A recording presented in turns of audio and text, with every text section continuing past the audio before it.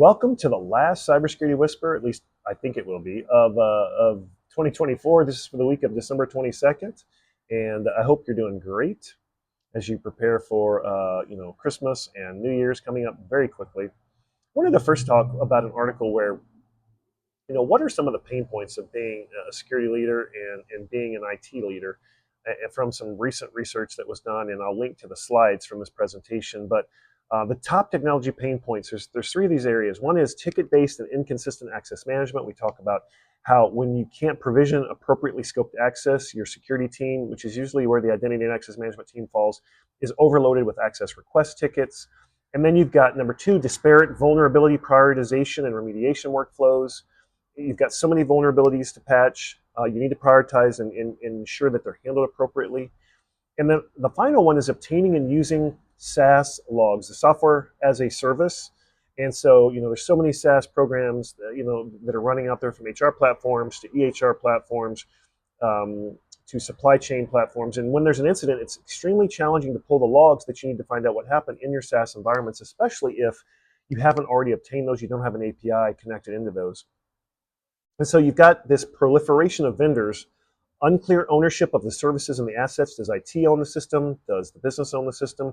And the difficulty of successfully communicating and explaining these security risks certainly exacerbate this other security problems that you've got. So continues to be supply chain and third party is a challenge there. Now, I mentioned last time that I'd gone to the AWS reInvent conference in Las Vegas, massive conference. Not sure I would go back again just because it was a little too big for me. And I've been to big conferences like RSA, which is the world's largest security conference. But again, in Vegas, they had to rent multiple casinos. They had to rent all the convention space. You had to go between casinos to be able to get to the different conferences. But we'll link to it in the show notes, but there is someone who was able to put together a playlist in YouTube of all 63 of the security-specific talks at reInvent this year. And so it's definitely worth your time to go through and at least skim a few of those, because there was a lot of great information that was shared there. Now, a couple of years ago, actually it was in 2020, right before the world shut down for COVID, I did speak my first and only time that I've spoken at the RSA Security Conference, which was a bucket list item for me. I spoke in the human element track on the mental health impact of being in cyber, because it does have quite a mental health impact. But this is an article that I'll link to about how Silicon Valley has turned isolation into a business model and what we can do about it. So they call it profitable misery. It's interesting that 58% of US adults consider themselves lonely. I talked about this exact thing back in 2020, and the stats haven't changed much. Maybe they've even increased. Mental health startup funding hit $5.5 billion in 2021. Sports betting apps grew 44% in 2023. And there are now AI companion apps, which are a $196 billion market. And so they call this welcome to the loneliness economy, where your isolation is someone else's quarterly earnings. Now, here's the thing about loneliness. It's profitable. Just ask the venture capitals pouring billions into AI therapists, digital girlfriends, and algorithm-driven dopamine dealers. We've created this perfect storm where technology simultaneously isolates people and sells them the cure for that isolation.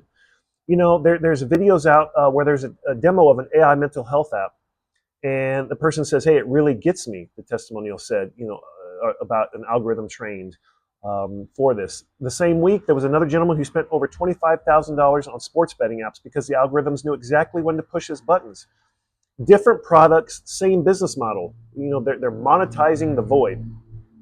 And so if you look at this addiction stack, you've got AI companions for emotional needs, you've got sports betting for excitement, social media for validation, you've got digital therapy for your guilt, mail order stimulants for focus, you've got dating apps for hope, and whether you like it or not, again, touchy-feely subject, but you've got porn that a lot of people focus on for the rest.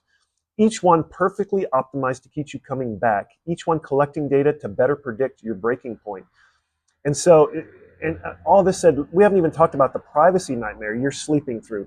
That AI therapy app you're using, it knows more about your mental state than your actual therapist. And its privacy policy is written, its privacy policy, it's written in what some call data harvesting legalese. And so here's what you can do. We don't like to just say here's the problem, but here's what you can do. This is kind of like you create a strategy roadmap, you create a cybersecurity 18-month roadmap. Here is your resistance roadmap. Just a few areas. One is audit your digital dependencies. I mean, can you delete one?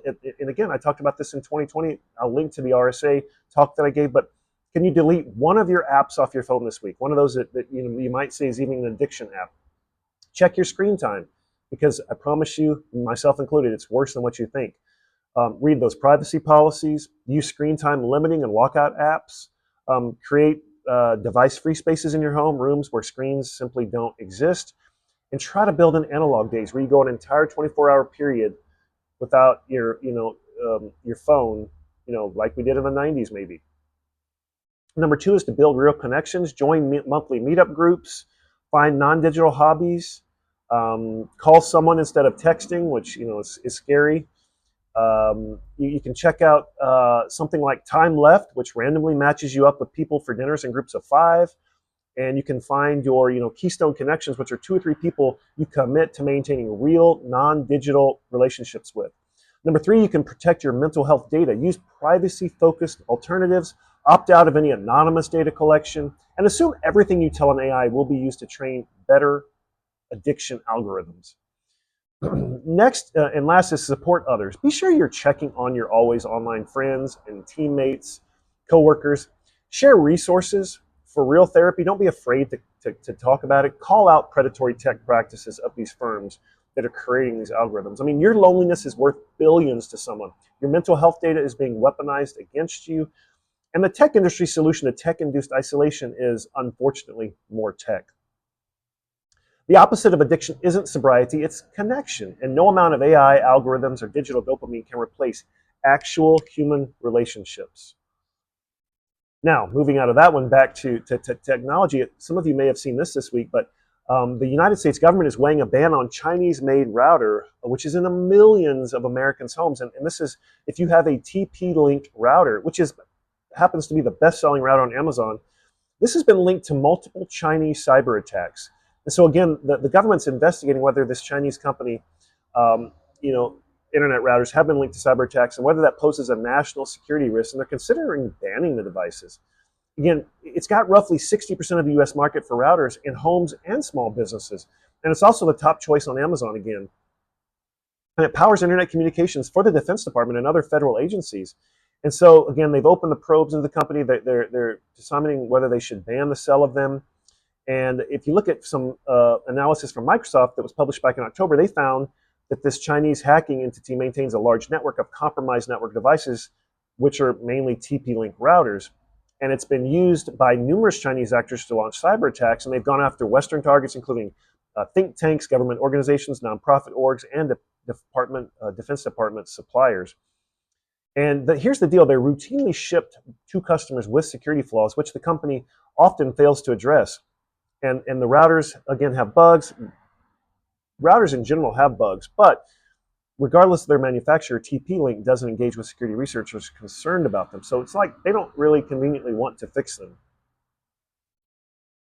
Switching over to Moody's. I don't know if you know about Moody's being the credit agency. They're saying that hackers are aiming for big payouts and supply chain attacks, and that big game hunting will intensify in 2025. And this is a result, really, of improved cybersecurity. So again, we've talked about these companies that are improving their cybersecurity posture, and this is causing the bad guys to result in ransomware hackers targeting larger organizations so that they can get higher dollar extortion payments. And really, they're intensifying their focus on your supply chain. So Moody's is saying ransomware attacks are going to continue to grow year over year, but the share of victims paying this extortion money, it's falling, likely due to the adoption of cybersecurity measures, business continuity plans, better backups, air-gapped backups. And so in response to these ransomware gangs, they're prioritizing their attacks against larger orgs, which is a shift that increases the potential for an event which would downgrade a debit issuer's credit rating.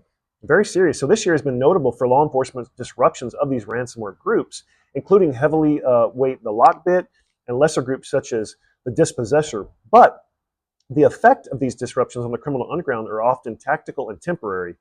And so again, this focus really on the big game hunting, it's visible in data showing that the share of ransomware victims willing to meet criminal demands for money, really it's at record lows, while simultaneously the ransomware groups are on track to have their best year ever in revenue. So again, this is all looking and coming from analysis of cryptocurrency payments made to blockchain wallets. linked to these cyber criminals. Now here we get back to the human element in terms of where does this impact me personally?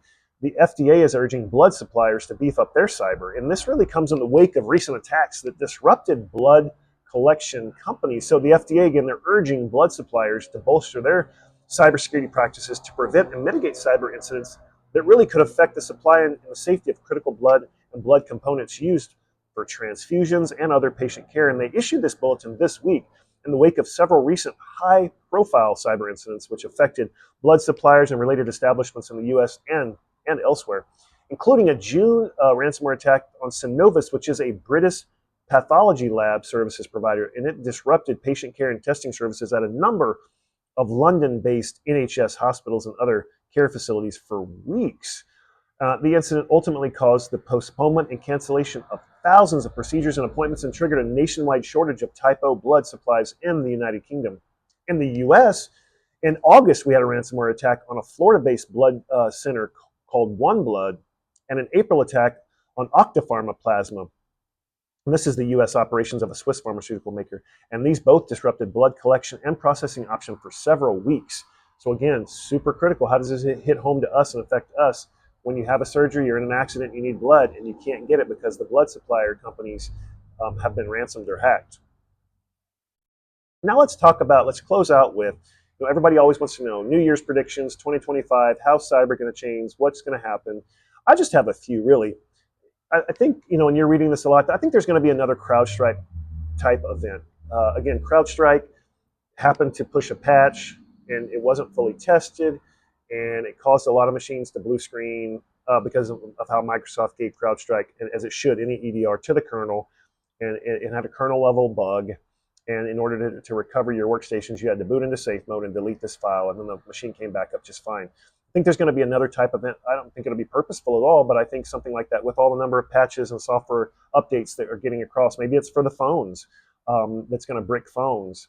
But I think we're going to have some sort of disruption event like that. I don't think it'll be from the bad guys. I just think it's because of the pace and the agile and AI and how we're pushing everything so fast that accidents like that happen. And because of the number of connected devices, the effect is much, much more broad and felt.